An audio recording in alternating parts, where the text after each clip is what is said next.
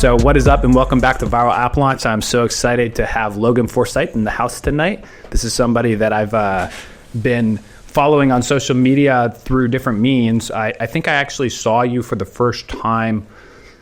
I was in the Discover feed on Instagram. Okay. But I was watching a bunch of Hormozy content, and I don't know, I think he had liked one of your posts or something, and then I saw a talk about hitting 1 billion views in 90 days, and I was just shook. I went and shared it with a bunch of friends. I gave it to Chris Cunningham over at ClickUp. I don't know if you know him. Yeah. And all these guys, I'm like, dude, this strategy is crazy. We gotta check this out. So I'm so happy to have you here today, Logan. Thank you so much for coming in. Absolutely. Thanks for having me on. It's a pleasure, and excited to dive in and really focus on how we do that and tie it into how it can work even for faceless brands as well. I know a lot of tech founders, that's an issue that you deal with of if you don't want to be a personal brand, how do you really approach socials? Because it can be a lot harder to really move the needle on socials with organic content when you are a brand versus a person. Yeah, that's a great point. I mean, so many people are up against the wall when it comes to making business content actually go viral. But look, at the end of the day, you create celebrities. How does Logan Forsyth create celebrities? Yeah, so we create celebrities, and then we also amplify celebrities as well. So it depends on where we're starting from. But essentially what we're most famous for and the flagship offer of guaranteeing up to 1 billion views in 180 days, we'll work with established brands and personal brands, consumer and personal brands, and we build a large network of what we call sub-accounts. So instead of having one Instagram, we'll create 5 or 10 Instagram accounts. Instead of one YouTube channel, we'll create 5 or 10 YouTube channels, 5 or 10 Facebook pages, 5 or 10 TikTok accounts, 5 or 10 Snapchat accounts. And that allows us to then plug in an entire media division of top trained editors, social media managers, copywriters, UGC content creators, so on and so forth, and post way more content on behalf of if it's a personal brand, on behalf of them. If it's a brand, then we can build an army of UGC creators that creates content on behalf of that brand to still show a lot of personality. That's the thing that's missing when you don't have a founder-led brand on socials, right? We can still check that box through UGC creators, user-generated content, and then we post thousands of times per month per client that we're working with. And when you do thousands of posts per month in short-form content, it's what the social platforms are pushing the most nowadays. You go on the insights of any of your short form content on any platform, it'll show you total reach, and it shows you non-follower versus follower, right? And more often than not, 50% of that plus of that reach goes to non-followers, people who don't know who you are. So every single time you post a new short form clip, you're getting in front of a lot. It's like a billboard that gets you in front of a lot of new people who don't know who you are and brings more people into your world. And that's the game of this, is the more accounts you have, the more you can post at optimal level across the accounts to just capture as much exposure as possible. Yeah, a lot of people associate this strategy with Andrew Tate, and this is what made him the most Googled man in the world. Do you know how his strategy broke down? Yeah, so it's a great point. He really pioneered and innovated this model in a little bit of a different approach than what we do. He built an army of affiliates that created all these sub-branded accounts to him. And then that was not the only thing about Andrew Tate. He's also one of the most polarizing people to ever be on social media. And the algorithms do reward polarization with views just because of how it's human nature, right? When someone's polarizing, and see, their polarization means you hate them or you love them. And there's really no in between. And that evokes a lot of emotion, and that captures attention. And Andrew Tate does that better than just about anyone. That's why he did it. There's a thing of doing too much polarization, which he really has done, which is why he's kicked off of all platforms except X now that Elon bought it and is really going with the free speech movement.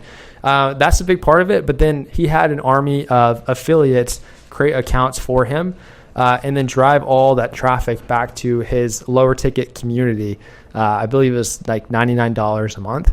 And when he got banned off of all platforms, he didn't really have a main account people could go to sign up.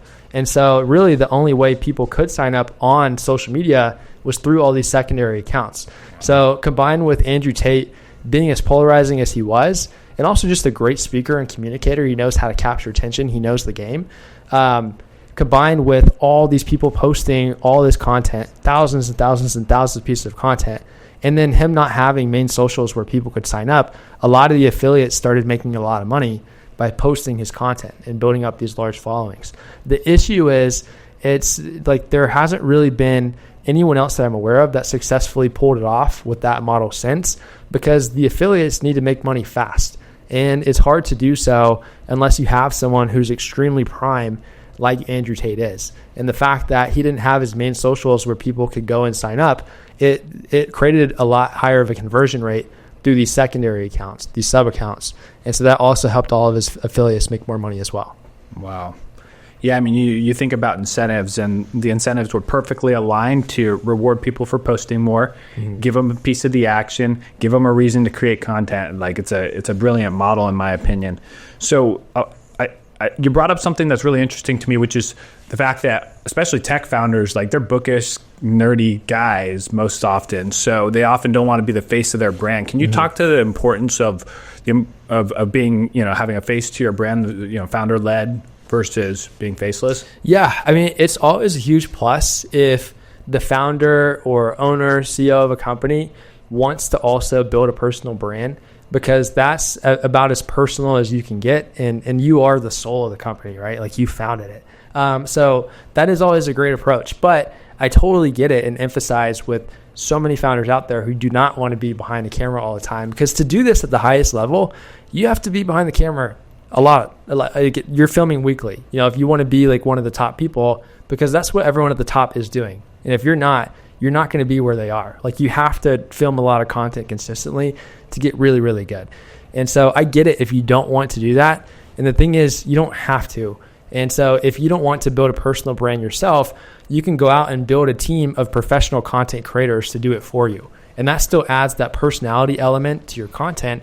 And then when you know the right foundation and the right frameworks to really capture attention on social media, you're using proving hooks. Like you're following the frameworks to keep that attention after you hook people in. And then you're embedding like your company, your software, your widget as a value point in that piece of content, in that video. Like that's what drives conversions versus so many SaaS companies out there. You go to their socials and it's just like a lot of graphics and text heavy images. And there's like maybe one video of the founder or a team member that's talking, and it's like very corporate and like they're kind of stiff behind the camera. Like that does not work. It doesn't even come close to working. The only thing that does is show some level of trust if people hear about you from somewhere else and then go vet you and they're doing due diligence and go to your socials, then they're like, okay, at least they have a social media and there's something here. But that is not going to get you new reach. That's not going to bring in new attention,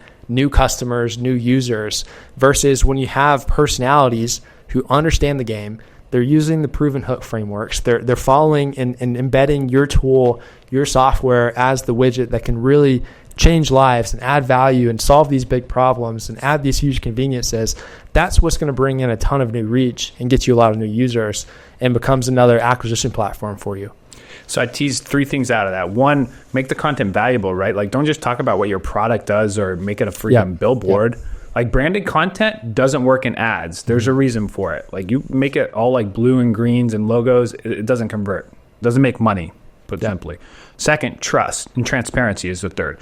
Like if you're willing to put your face out there and put your name on it, I think that's a big level of ownership from the founder's perspective. That's why I put my name on it, because my name is my promise to my clients, right? They know my reputation. They know I care about protecting it. Therefore, me willing to put my face out there, that's like an insurance plan for them. Otherwise, I'm going to slander myself if I destroy my reputation. So I think for a lot of people, like maybe it's just ego that they don't want to be transparent and open about who's running the company and what they care about and like what's the heart and soul of the company, like you said, because ultimately that leads to trust, and trust is what drives sales. So what would you say like are the common pitfalls that you see either founders making or anybody making on social media that's keeping them from reaching new audiences? The non-followers. Yeah, great question. And I'll add, I think a lot of the time it can be ego. I think the number one driver that stops people from creating content is fear. It's fear of judgment, fear of them not looking and being charismatic, like they think that you need to be behind camera. fear of a lot of people have like the what's that term, like the fraud syndrome, like you become really successful and then there's imposter syndrome. I think all those factors play into it, and a lot of people are just private, which I totally get too, and you love the game of business, like you want to make a lot of money and impact, but you don't necessarily want to be known in front of a lot of people. So those are really the two main things that I see hold people back from creating content. I also believe that creating content and building a personal brand is the ultimate asset, and it's a huge hedge of protection against AI as that's coming as well, and going to take so many jobs, so many industries. I believe that the takeover of AI is going to make people crave more human connection. There's no higher leverage way to create human connection than having a personal brand and creating content of the one-to-many approach. And so I'm a huge believer in this, and it's only growing at a rapid rate in terms of the market and the effectiveness behind creating content for your brand. The mistake that most personal brands make with their content is, one, just not posting enough. Like a lot of people are only posting at max once per day, if not once a week, just very sporadically. We see best results generally posting twice per day, per account, per platform of short form content. And a lot of people feel like that's a daunting number, but it's really not. When you reverse engineer back, it's like, okay, 2 videos a day is 60 videos a month. That's 2 times 30, right?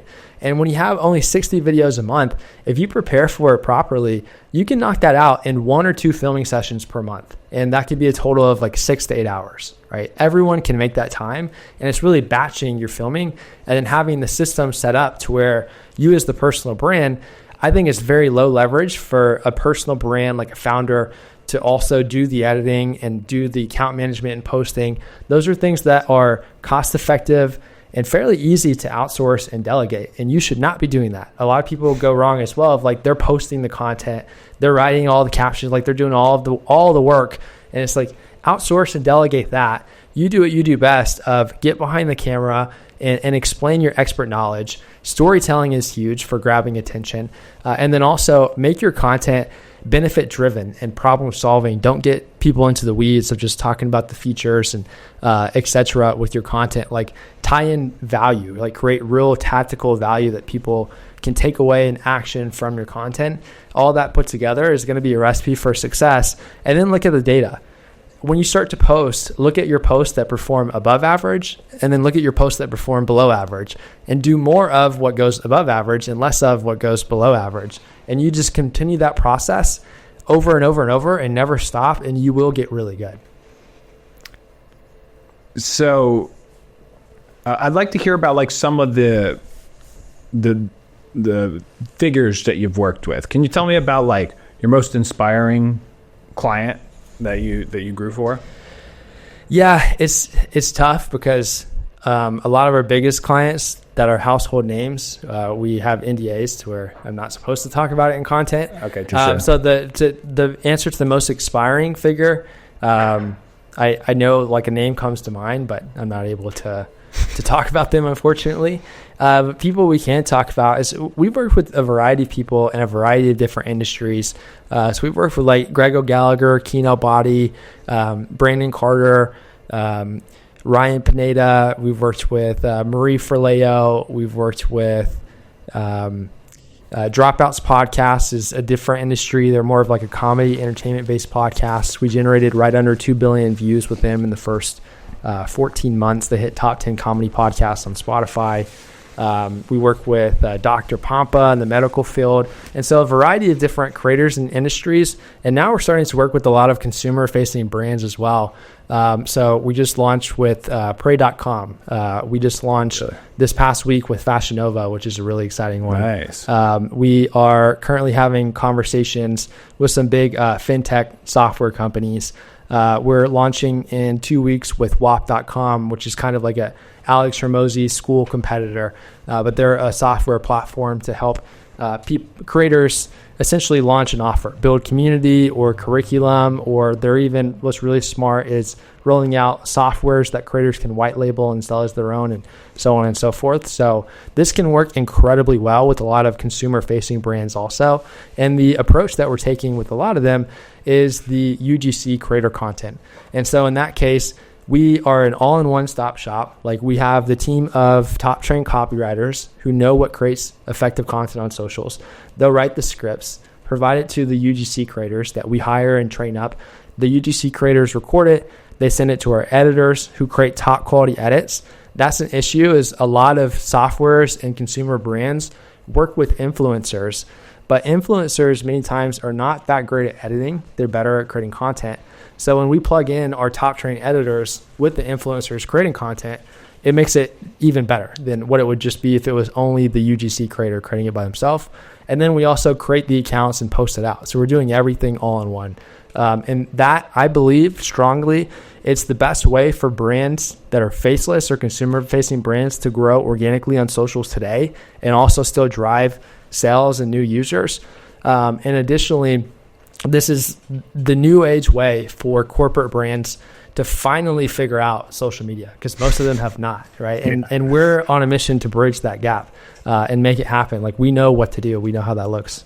Yeah, there's only a handful you can think of, and they're usually on Twitter, like being witty or offensive, you know, which I think is... Which shows personality too, right? Of like that wittiness on Twitter. Like, that, again, adds a personal element to these faceless brands, and that's what you need to do. Yeah. Yeah. So what's possible with this strategy? Talk to me about some numbers. Like, what are some of the reach that you've seen with different launches, and how many times are you guys posting a day, and how many accounts and all that? Yep. So our flagship offer, we guarantee up to 1 billion views. Our guarantees generally range on the lowest end at 30 million, on the highest end 1 billion, and then everything in between. And the factors are just depending on, we have different packages, so the level of deliverables that we provide, and then also the niche itself. Like, some brands and creators are much more niche than others, and then the others are more mass market. So if you're more mass market, you're going to get more views, but if you're more niche, you're going to get less views. But there's a strong argument to be made that your value per view is much higher. So you don't need as many views, right? Because we don't want to just get vanity metrics. We want all the views and the reach that we create to be targeted. And how we do that is, like, the platforms and the algorithms behind them have gotten so smart at this point. It's organic content is almost like running paid ads. They, like, going back to what I mentioned of short form content gets pushed majority to people who don't follow you through all the discovery placements on the platforms. They decide who those people are based on their interest in their viewing behavior and what they follow and their search behavior, and then match it together accordingly. Like, I am into business and entrepreneurship, luxury, comedy. And so that's like the only type of content that I'm served, right? I don't watch anything cooking. I was just talking to someone who like does knitting and stuff, and they see that content.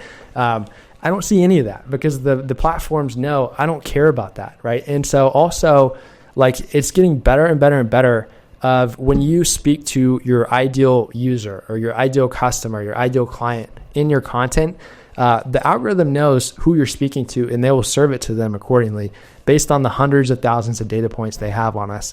And the platforms even have partnerships together to where it's like Google and Meta and like they're sharing each other's data on us. And so even when you search things on Google and then you go on, let's say Instagram has the data of your search behavior as well. And so again, they're going to match not only paid content, but organic content based on what you've been looking for. And so I'm telling you, it's getting more and more like ads. And that's a big strength of making sure that all this is targeted. It depends on what level of scale you do. We like to minimum post 1,200 times per month for brands and creators. And then we can scale this up all the way. 1,200 videos per month. 1,200. So 1,200 posts.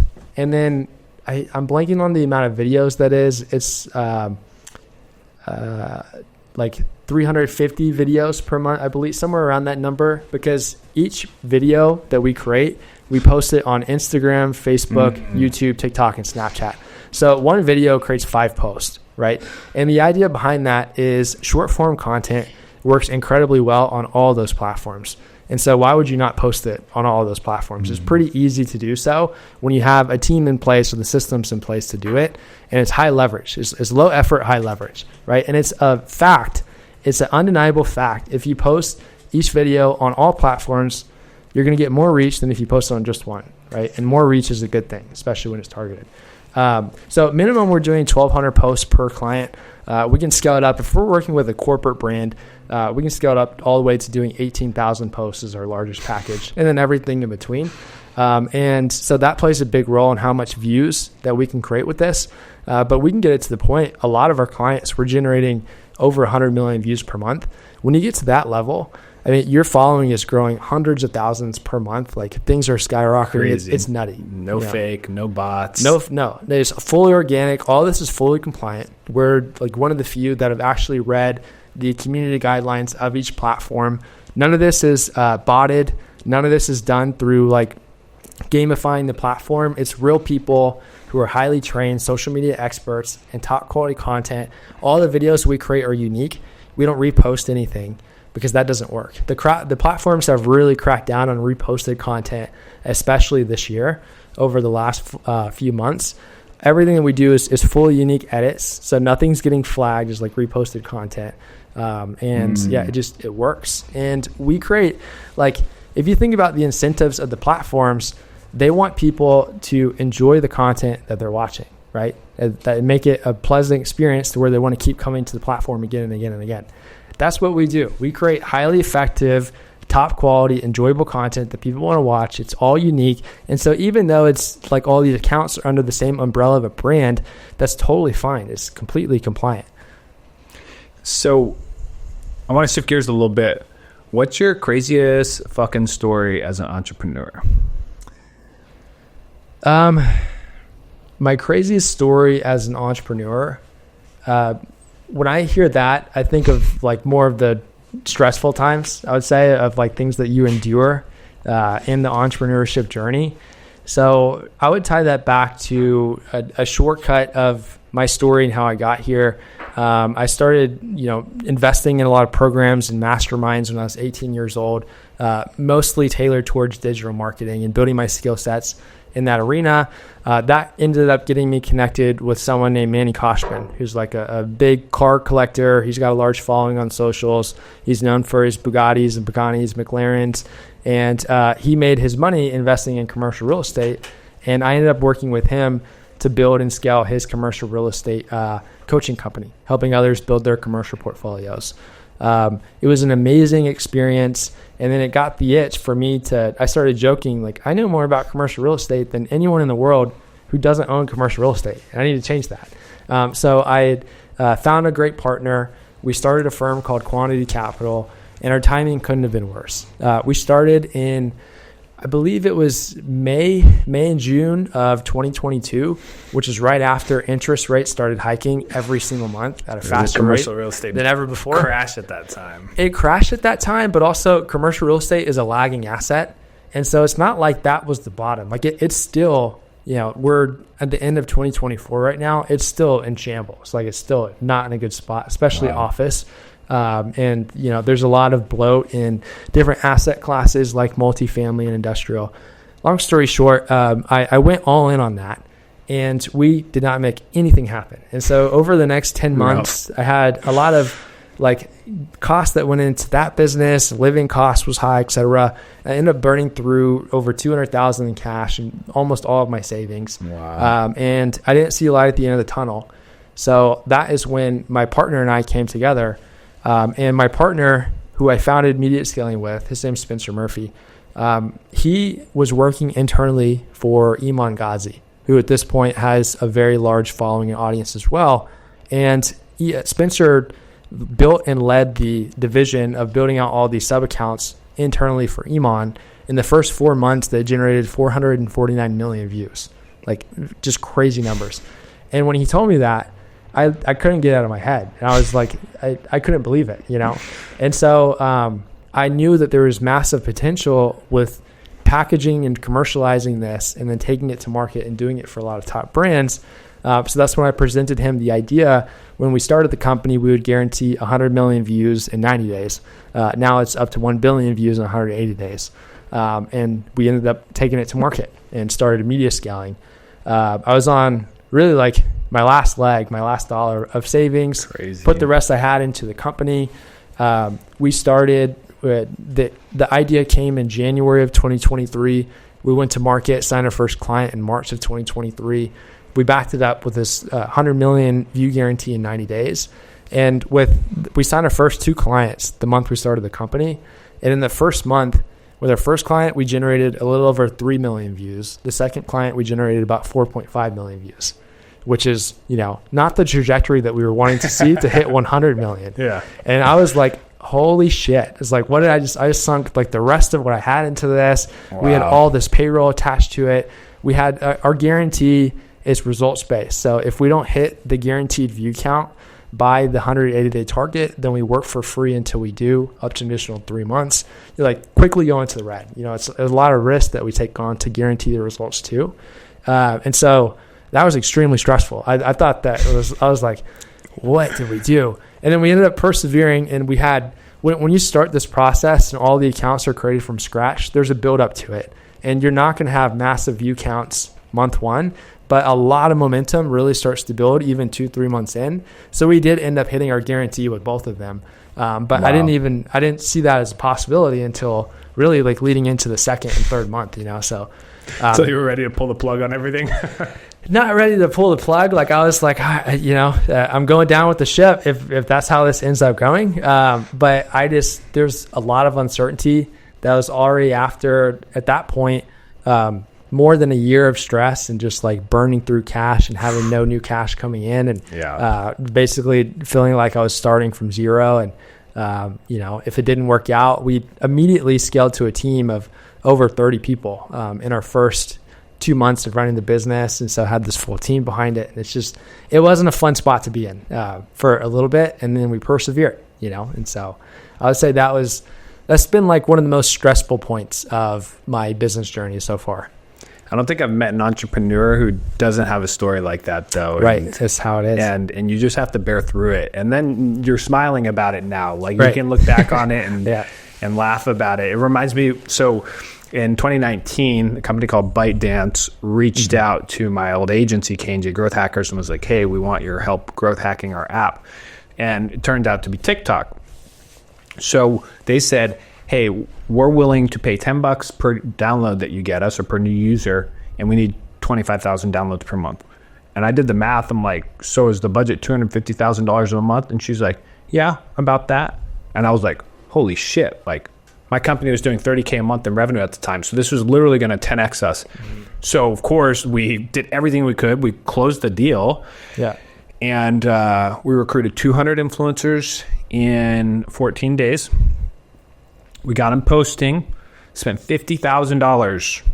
We front loaded the $50K because it was a performance-based contract. So we were going to get paid after the delivery. Yeah. We actually negotiated for them to pay half of it up front, but we were waiting on the wire still. So I put the $50K that we had in savings into media, and we got 400 downloads.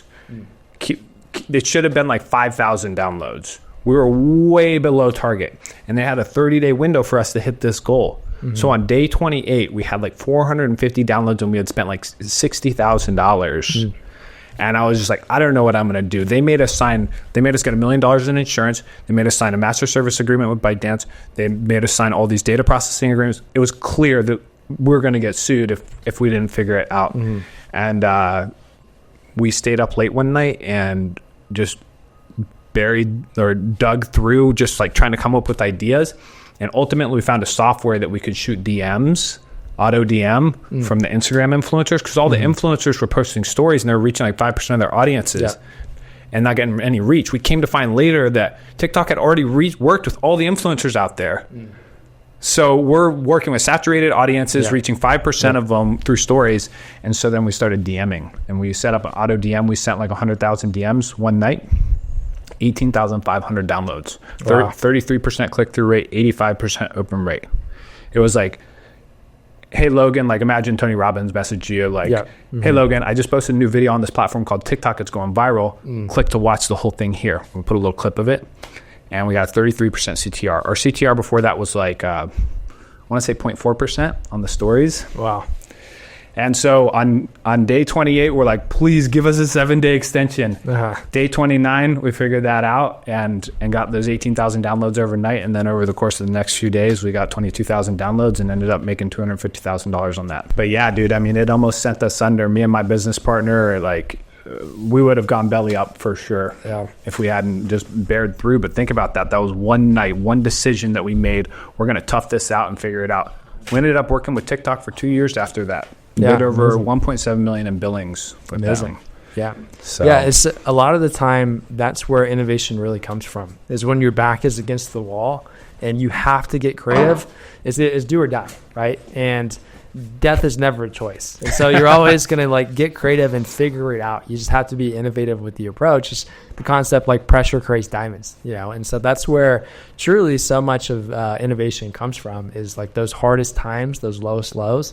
That was my mindset too. It's like, by no means are we're going to figure this out. It's a stressful time of going through it regardless. But also it helps to study other founders that have gotten to a much larger level that I aspired to get to, and I will. It's just, time hasn't caught up yet, and I haven't, had enough of it pass. But, learning about stories like Elon Musk and how SpaceX and Tesla were on the brink of bankruptcy, and he was about to lose. He had to almost lose both of them. It was SpaceX. 3 of his first rockets completely exploded. The 4th one that he shipped to the island like crumpled in the airplane. They had 1 week to reassemble it before launch. Otherwise, they're out of payroll. You hear about stuff like, and then he ended up signing a multi-billion-dollar contract with NASA right after. You hear stories like that, and it's like, it's like I haven't gone through shit. It's like, wow, mine was easy. Could be a lot worse. And so that perspective also helps, like, just persevere through those stressful times too. Yeah, I think, especially, a lot of the listeners here are tech founders, and like, that's a very hard business, dude. Like, the product development life cycle, and just like you're managing UI and UX and engineering and all of these things. And I think we call it SaaS fatigue. Like, a lot of people just get burned out, and I feel bad. And that's why we, as a company at Viral App Launch, we always push our founders to monetize. And now we're actually adjusting our offer to have revenue guarantees and to have a revenue share to properly align incentives. Yeah. But there was another thing I want to ask you about, like, what do you believe to be true that most people don't believe is true? With social media, or just in general? Just in general. What's your countercultural outlook on the world? I mean, it's a big one that resonates with my story is, I think, if you are an entrepreneur and you want to take the path of business, I think college is largely a scam. I dropped out. I went for 1 year and dropped out because I just knew I majored in accounting when I went, because I had watched a Mark Cuban interview beforehand saying like all business owners need to know accounting and need to know your numbers. So I was like, all right, cool, I'll do that. It sounds like a good skill set to know. And the first year, the college that I went to, Texas State University, didn't even let me take an accounting class. And I was like, what world are we even in? Yeah, how much is the tuition here, and like how much cost is going into this? And I can't even take one accounting class, and then I can go on a platform like Udemy and spend $37 to go through like an accounting 101 program and do it on my own time and much faster in like 4 weeks, and basically have enough understanding to be able to build a business around it. Like, it shocked me. It didn't make sense. And also, if you want to learn and get into business, you're going to learn by doing, and you're going to learn much faster by going out and adding value. And I'm a strong believer in working directly for someone else who's doing it at least a few steps ahead of you. And you don't want to go to a massive corporation, but going to more of a startup environment, because you get to see everything. You get to see all divisions. You can wear 10, 15 hats. You have that proximity, and that's how you can really learn quickly and get paid to learn, versus going to college and just like learning from professors who have never done it themselves and are just reading from textbooks and spending all the money to do so. Or just go out there and start your first business and learn as you go. I did kind of a hybrid of both, right? But for business specifically, and a lot of other jobs and majors as well, I think college is completely outdated. I think and they know it too. It's a scam in a lot of ways. And college enrollment is going down by 4 to 6% year over year. And online education is going up by 20% year over year. And I think it's not necessarily, like, it's more of just people moving into this new area. Like the future is going shift. more and more and more. It's a shift. And the floor is not falling out. Yeah, right. It's just moving. Yeah. And it's becoming more accessible. A lot of people who can't go to college still have a craving to better themselves and learn skill sets. And the online route is much more affordable and accessible as well. So it's a much better model. It makes sense if you are, in like a STEM degree, science, technology, engineering, mathematics, lawyer, doctor. Outside of those professions, it's usually a waste. Yeah, but those professions kind of pigeonhole you anyway because you're a tactician. At the end of the day, you can be replaced. So what I wanted to tap into there or double click on is the university system. Speaking from somebody who did a dual master's program and an undergraduate, and I also paid for them myself and worked my way through college, which that was a huge bitch to do. Yeah, and I took on student loan debt when I did my master's, 6 figures. Only paid that off once I got with TikTok. But thankfully, right? Like that's completely lucky. I would have been buried for years to come. Yeah, I don't even want to think about that. But I actually find investing in courses and experts and coaches and consultants is a great investment of your money. Like for my career was very brute force. I just bull-nosed it, and I just toughed my way through it. And I think I made a lot of stupid mistakes. Looking back, I probably would have done a lot more coaching, expert guidance, courses, stuff like that. Because every now and then I turn around and see some 19-year-old dude on TikTok in Miami who bought a course on some very specific topic, like creating viral videos or making TikTok shop videos or something like that.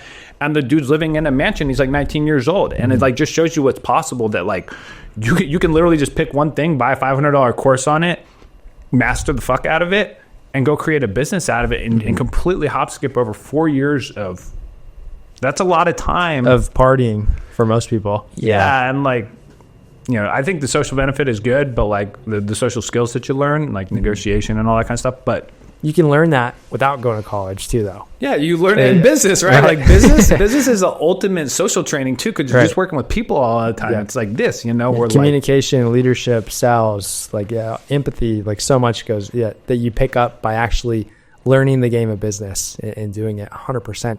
Yeah, and I feel that I have never made a bad investment.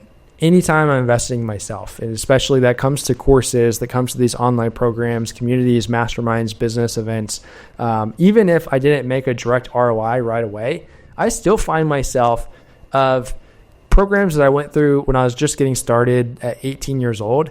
At the time, the information I learned, a lot of it didn't make sense because it's higher leverage, right? And I wasn't at the place of business to where I had all the skill sets tied together to really make it work, and it wasn't applicable at that time.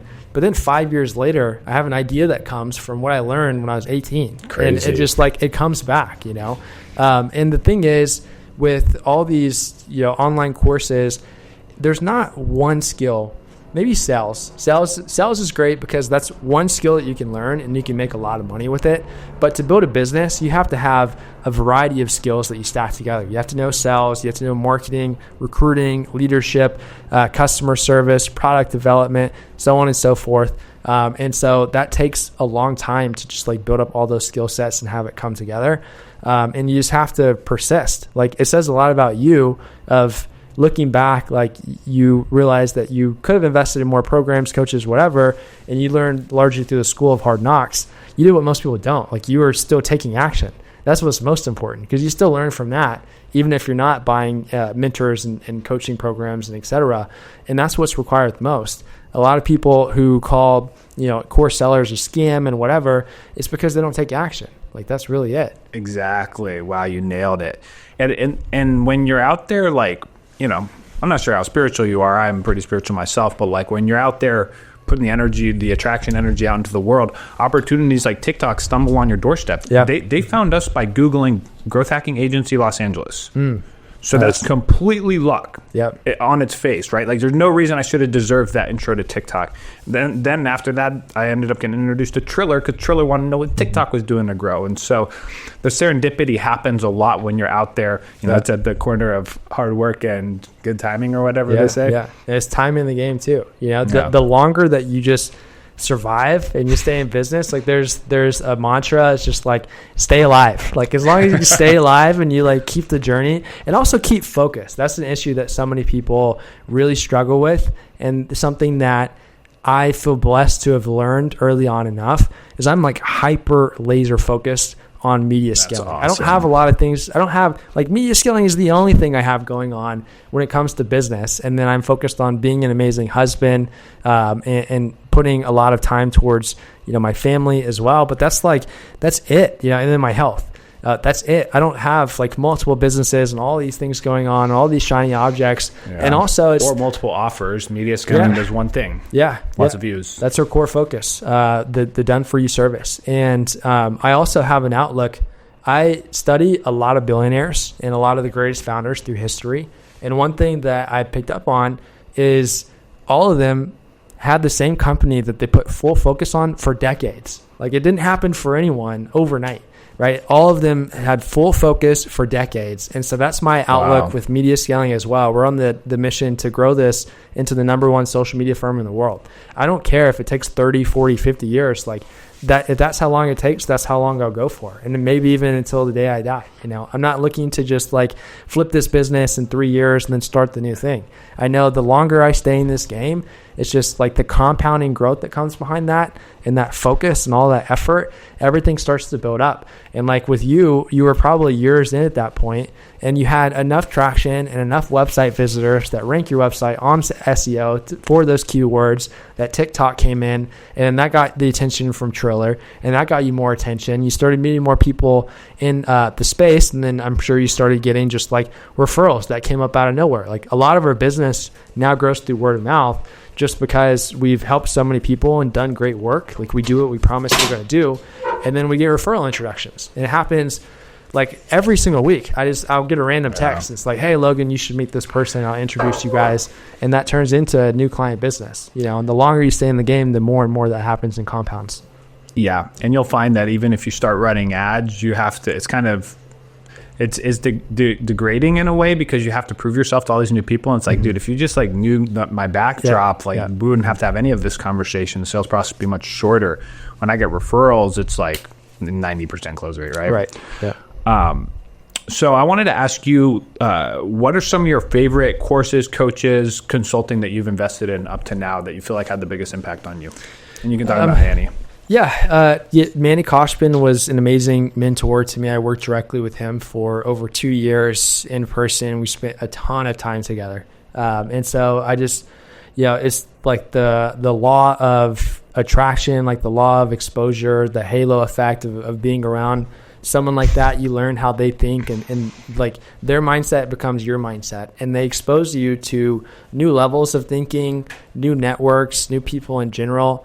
And then you start to like really get in that environment and you're like, oh, it's like all these people can do it. I can do it. It's like it really opens up your mindset. That played a massive role on me. From a business side, I mean, I'd say I learned more from anyone from Alex Ramosi. He's just like best in the game right now and is not stopping anytime soon. That dude is a beast. And so I consume all of his content. We've paid him for private mentorship and been to his workshop. We've got connected with his team as well. And so he's given us very like private, personalized guidance that's played a massive role in the trajectory of our business and been extremely valuable for media scaling specifically. And then did he try to buy you or invest? He said multiple times he loves our business. He like emphasis on that. And he probably wants it too for his own, to like use it for his own means, Yeah, with him, he is very, I mean, he would be an ICP1, like his ideal client profile. Like he'd be one of the perfect clients for us on the personal brand side. He's very protective of his brand and just wants to like scale this out slowly, which is something that we're very tuned to. And all the clients we work with have generally been building their brand for 5+ years, if not multiple decades. We understand that. We know we play a big role in everyone's brand, and that's why we represent top quality with all of our content. Like, we have an incredible team. We have, to take you in the weeds a little bit, tiers of management with every recurring position in the company. We've hired at this point hundreds of editors. We've hired, if not close to 100 social media managers. And then we get a lot of them right and not all of them right. And we fire fast. We look for the thing, and then after you hire over and over and over and over, you get really good at it. So we've gotten really, really good at recruiting the top talent in the first place. It is a hard skill, and that's been a big blessing to us. We scaled to over 100 people in less than 2 years, and hired more than that because not everyone has worked out. And so we just have rapid hiring in a very short time span, and are not slowing down anytime soon. We're continuing to do so. And so we've learned a lot and just gotten really, really good at recruiting. And I think it's a huge edge for us. And then we've dialed in all of our onboarding and training systems for every recurring position.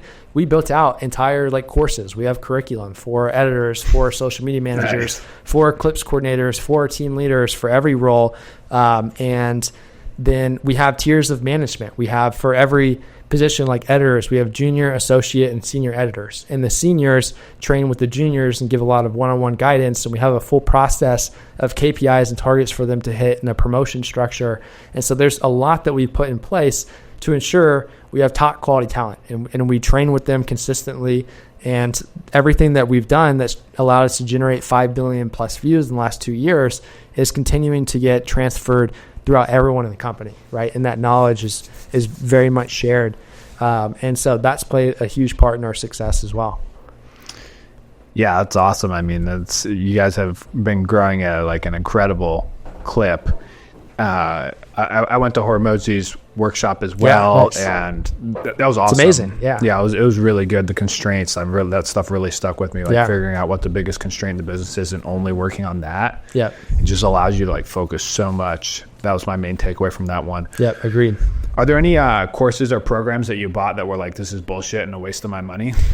Not really, because even the ones that I was like, shit, it was expensive, and I couldn't really, earlier on, I put a lot of the programs and masterminds on 0% credit cards. And then for years, I had over 10,000 in credit card debt, and I would just get approved for a new 0% card and transfer over the fund. So at least I didn't get a cycle of having fucking 28% interest, just tearing me apart. I always kept it 0%, but that came back to betting on myself. And I always knew, I had confidence. I was I'm going to make this work. I'm not going to stop until it does.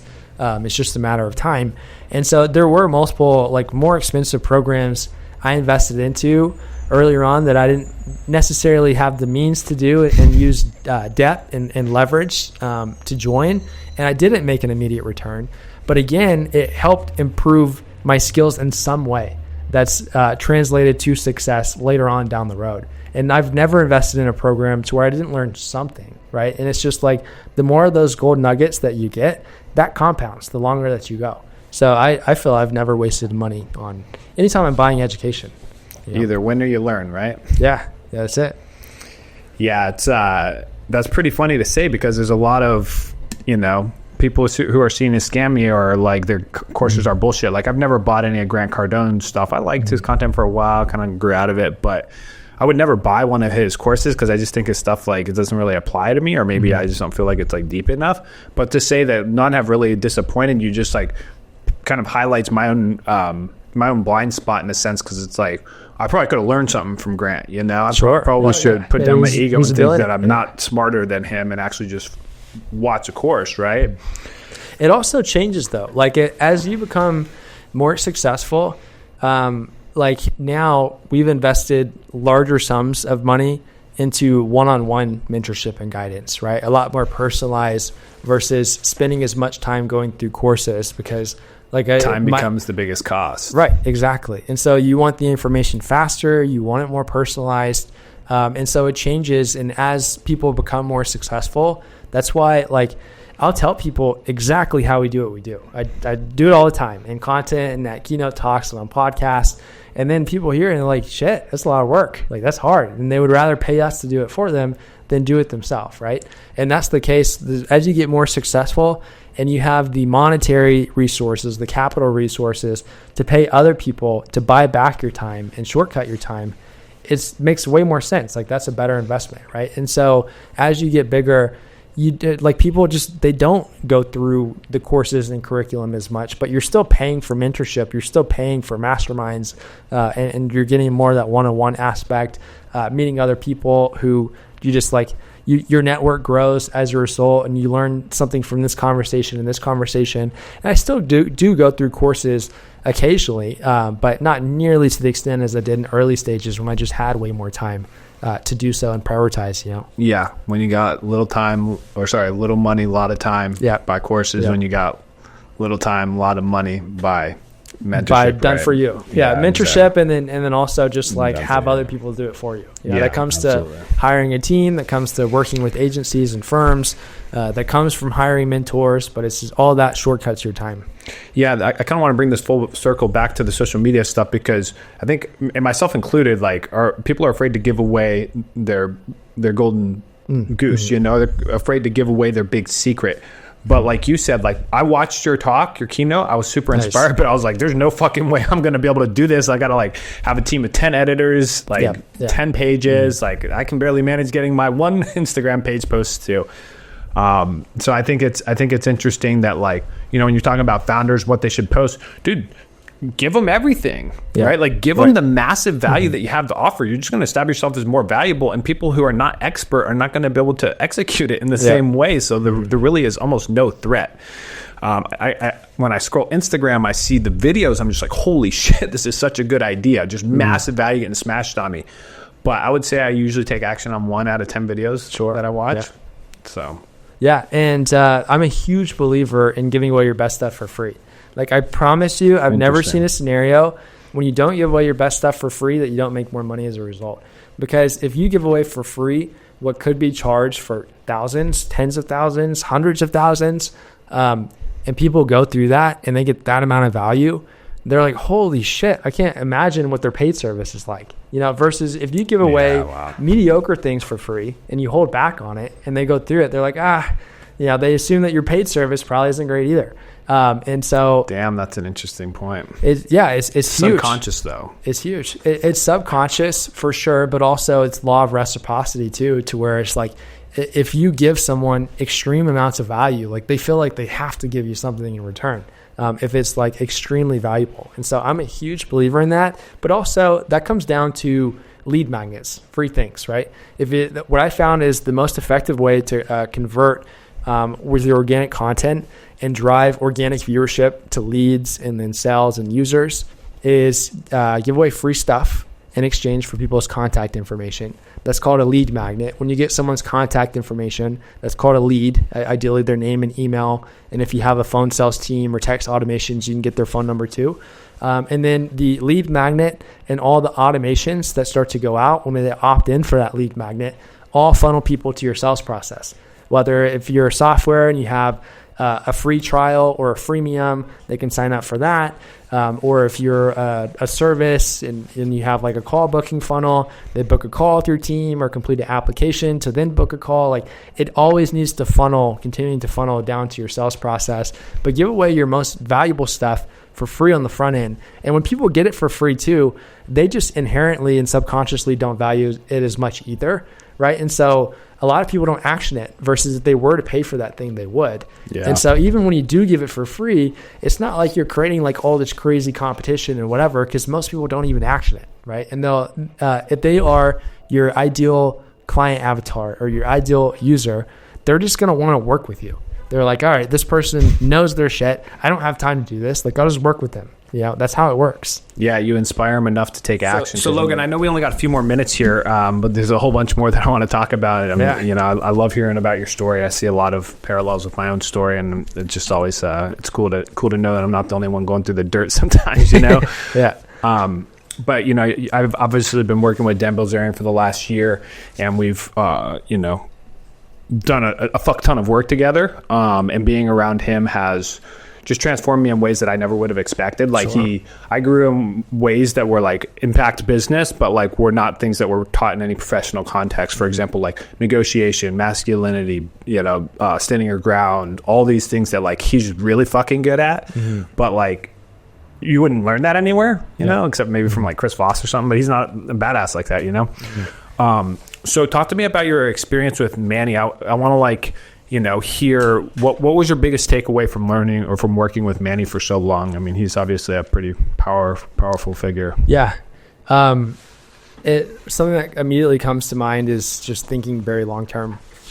In commercial real estate, a lot of the time, and he does still flip properties. He's more of a value-add investor, and so he'll buy more distressed properties that are still in overall good shape, but just maybe lower occupancy, and then find like high leverage things. Like it's just the owner is working with their best friend to lease the property and they suck at leasing it. And so he could buy something that's 60% occupied, go out and find the best leasing broker in the marketplace. They lease it up and get it to 90%. And he has a major profit after flipping it 3 years later without putting all this capital expenditure and money into it.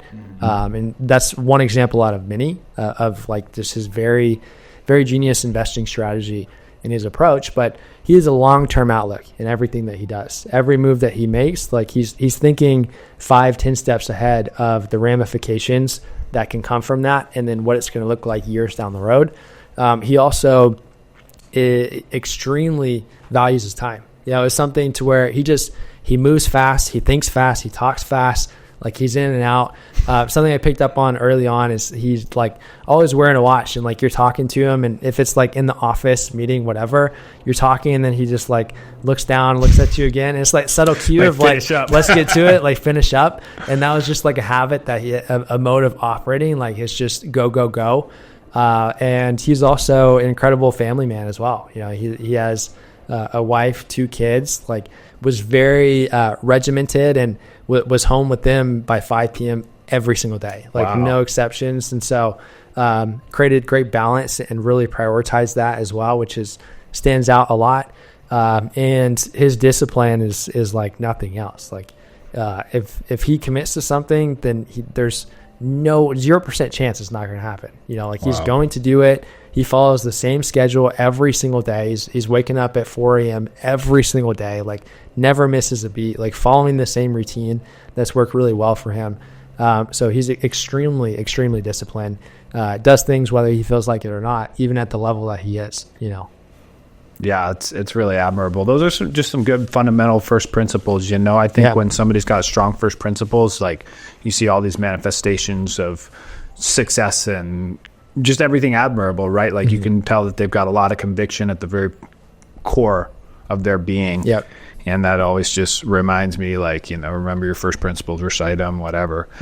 Well, dude, this has been awesome. Thank you so much for coming on, Logan. I know you've got commitments, and, I appreciate you making time to come over here and hang out. And I wanted to ask the last question. How can we support you?